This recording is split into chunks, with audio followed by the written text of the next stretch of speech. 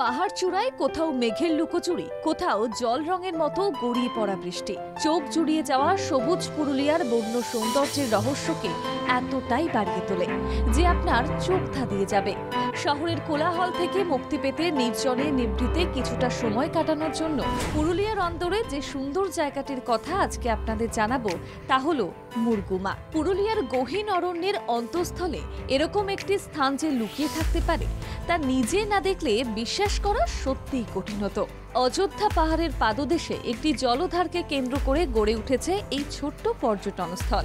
যত দূর চোখ যায় সবুজ আর সবুজ, শাল পলাশ সেগুনের বনানী, সবুজ আর নির্জনতার মাঝে শান্ত জলরাশি নিয়ে দাঁড়িয়ে রয়েছে এই মুরগুমা।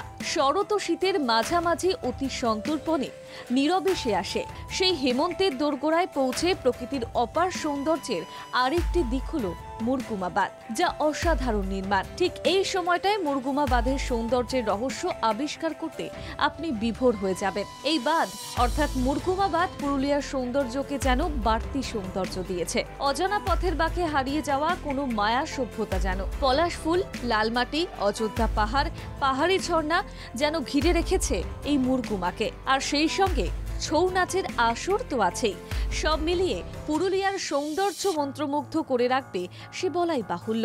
পুরুলিয়া স্টেশন থেকে 50 কিলোমিটারের পথ, পাহাড়ি চড়াই উতরাই পেরিয়ে পাথর কাটার রাস্তা, সবুজের বুক চিরে উপরের দিকে উঠে যাওয়া পিচ ঢালা হাইওয়ে।